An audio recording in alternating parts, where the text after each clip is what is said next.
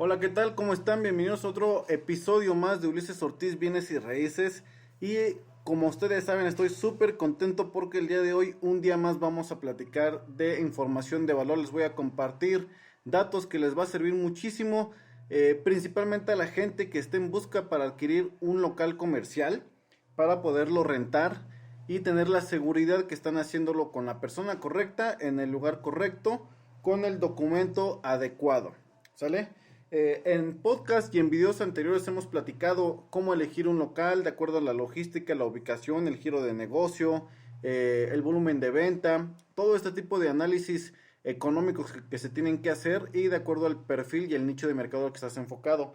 Pero no hemos platicado a profundidad de los datos que debe contener el contrato de arrendamiento. Es de suma importancia todo el proceso, pero no le quites nunca mérito al contrato de arrendamiento, ya que de ahí depende evidentemente el tiempo que vas a estar vendiendo en ese lugar, los clientes que te van a estar yendo a buscar ahí. La verdad es que prácticamente de ahí depende, yo creo que el 99% de tu operación, porque de ahí es donde vas a estar generando tus ventas y vas a dar a conocer ese lugar para que tus clientes vayan y te adquieran tu producto o tu servicio.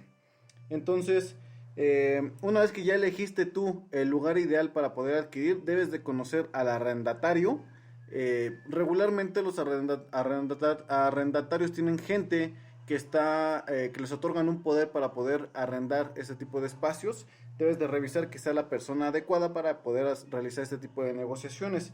Una vez que ya tengas a esta persona, que ya estés platicando con él y ya estés haciendo la negociación, debes de revisar el contexto de fondo y de forma con el que está hecho tu contrato. Cada contrato es hecho a la medida. Es importante también que si no tienen a un notario, a un abogado o a un broker, puedan revisar por lo menos algunos de los datos principales que voy a mencionarles aquí, aunque como siempre les digo, siempre lo recomiendo que lo hagan a través de un asesor inmobiliario, algún notario o gente que sabe de este negocio para que no tengan ningún tema. Pero si lo hacen ustedes dos, que lo pueden hacer también sin problema.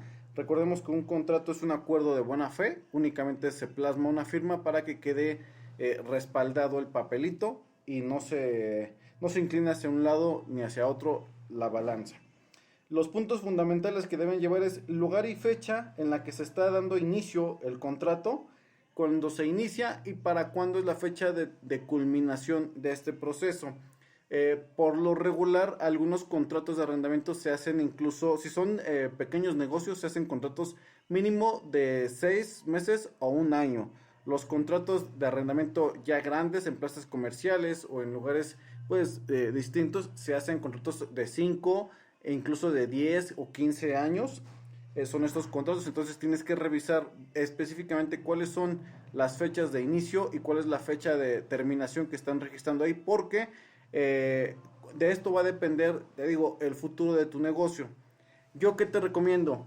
Yo te recomiendo que si eres un negocio pequeño que está creciendo, agarres un contrato de 6 meses o un año, lo negocies con el dueño para que también no te vaya a absorber si en algún momento dado tus ventas no te generan el ingreso que tú estás esperando. Recuerda que todo esto te genera una penalización, es decir, si tu contrato es a un año y tú en 6 meses ya estás quebrando, tienes que pagar la penalización del año completo, es decir, 6 meses más. Entonces, ahí yo te recomiendo que pongan la fecha de inicio, la fecha de finalización, pero si es posible negociar una cláusula en la cual se haga mención que en caso de que las ventas no sean lo esperado, te puedan dar 30 días previos a que se termine el tiempo para que tú puedas desalojar sin ninguna penalización adicional. ¿Vale? Pero es bien importante que tengas la fecha establecida porque luego sucede lo contrario. Tu negocio está funcionando muy bien, está fluyendo perfectamente y luego los arrendatarios al finalizar el plazo forzoso establecido, que te digo, si es a un año, ellos tienen todo el poder legal y la autoridad legal de desalojarte y evidentemente el primer perjudicado eres tú. Entonces es por eso que échale un ojo, dale una leída en el blog al video a los comentarios que he hecho y búscame en el podcast y en videos anteriores para que veas cómo debes de elegir tu local comercial en función a qué tienes que destinar la inversión para pagar la renta, porque esto va a hacer que cuando tú ya tengas tu local tengas ya una seguridad, una proyección a futuro del tiempo en el que tú vas a requerir para poder hacer crecer tu negocio sin tener problemas económicos. Entonces, el lugar y la fecha en la que se firma y la fecha en la que termina el contrato es muy importante para que tú tengas esta seguridad de saber que ese tiempo establecido el local va a ser prácticamente tuyo. El segundo punto importante también es la información de la propiedad. Deben de tener por escrito la dirección, descripción y el valor comercial del local para que quede todo súper respaldado y estemos hablando del mismo tema. ¿Esto para qué es? Porque evidentemente es como un checklist, una descripción del lugar en el que tú estás rentando para que después no haya malos entendidos de que ese no era el local o que quieran utilizar ese contrato para darle un mal uso. Entonces, siempre especificar la información de la propiedad, la descripción y el valor comercial que tiene.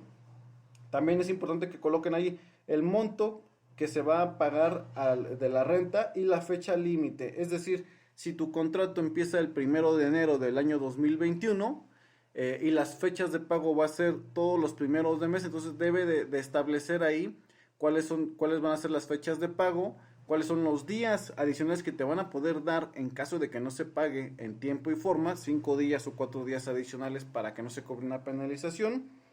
Y debes de colocar también el monto que se va a pagar de la propiedad y la fecha exacta para que no tengas ahí ningún tema con el importe del depósito o del pago. También deben de especificar cómo va a ser el pago o cuáles serían las formas de hacer los pagos. Puede ser que coloquen a través de efectivo, de cheque o de transferencia bancaria. Es importante que quede establecido porque en caso de que se requiera ir a un tribunal o ir a la cuestión legal, este tipo de cláusulas también juegan un papel importantísimo a la hora de tomar las decisiones.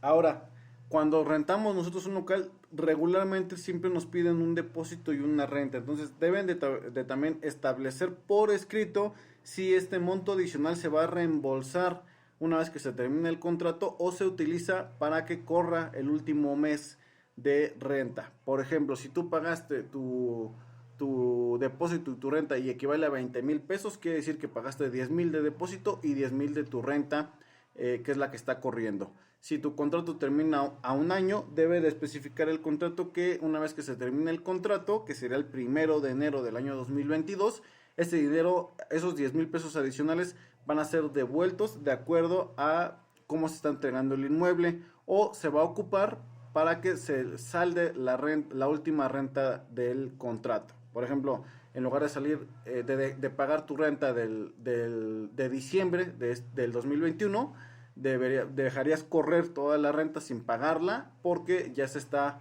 hasta cierto punto pagada del primer depósito que tú generaste por estas dos cantidades, estos dos conceptos. ¿Sale? También debes de especificar qué uso le vas a dar a ese espacio, cuál va a ser la actividad que vas a estar realizando, si vas a hacer una tienda de abarrotes, si va a ser una miscelánea, si va a ser un restaurante, si va a ser un bar, si va a ser una tienda de accesorios. El giro es muy importante porque luego se da casos que se subarrienda ese local y utilizan un giro distinto al que te están rentando a ti. Entonces es bien importante que quede establecido para que después también no haya malos entendidos. Y haz una descripción general de lo que va a ser tu giro para que lo especifiques y de ahí tengas ese respaldo también para en algún futuro en caso de que se requiera. Y por último, sacar tu licencia de funcionamiento. En general, la mayoría de los locales comerciales que ya se están rentando ya cuentan con este permiso. Es una licencia que te otorga el municipio, la delegación donde tú estés comercializando el local o donde quieras tú adquirir el local, pero siempre es importante preguntarle al dueño del local o en su defecto, en caso de que no sea así, acude a la delegación o al municipio correspondiente para solicitar el permiso del negocio que tú vas a a ejercer en esa zona. Entonces es bien importante porque ha habido situaciones en donde se comienza a operar, llegas a buen término con la persona que te está rentando el local, pero si el municipio o la delegación no está enterada, ellos por lo regular van y te visitan en los primeros 2, 3 meses de apertura, y si no cuentas con esta licencia de funcionamiento, te cierran, te penalizan y te clausuran. Y ahí ya tienes un problema tú porque no puedes estar vendiendo, no puedes abrir el negocio, y tienes por ahí problema con tu arrendatario porque el arrendatario pues necesita la renta, y aparte necesita que el local quede pues libre de alguna situación legal que el municipio te pueda solicitar o te pueda penalizar. Esos son los datos generales que se requieren para realizar un contrato. Les repito, este contrato lo pueden hacer particulares sin mayor problema, es de buena fe, se debe firmar, pero yo siempre recomiendo que lo hagan a través de una persona que conoce del tema para que ambas partes queden aseguradas y queden tranquilas, porque sabemos que situaciones extraordinarias a todos les pueden suceder, y no es porque actúen de mala fe, sino porque alguna situación que sale de nuestras manos puede llegar a suceder, y es mejor estar bien cubiertos por cualquier situación. Recuerda que yo soy Ulises Ortiz, me encuentras en mis redes sociales como Ulises Ortiz Bienes y Raíces. Cualquier tema, duda, sugerencia que tengas con respecto a los bienes raíces o con respecto al tema del día de hoy, por favor házmelo saber. Si necesitas que te ayude con asesoría personalizada, lo hago con todo gusto. Todos los asesores inmobiliarios lo hacemos de manera transparente, de manera gratuita. Recuérdalo siempre, si estás pensando en adquirir una vivienda, un local comercial, hacer una inversión inmobiliaria, busca al asesor inmobiliario de tu conveniencia, al que te recomienden, al que tú conozcas, porque lo va a hacer de la mejor manera, va a brindarte todo su conocimiento, te va a ayudar a apalancarte, a tomar tu decisión, y no te va a cobrar absolutamente nada. Entonces aprovecha estas oportunidades para que puedas elegir las mejores opciones para ti. Nos escuchamos más bien el día de mañana. Recuerden seguirme y compartir si este podcast te parece de valor, para que llegue a la persona correcta que quizá lo necesite en este momento. Cuídense mucho, nos escuchamos el día de mañana. Hasta luego.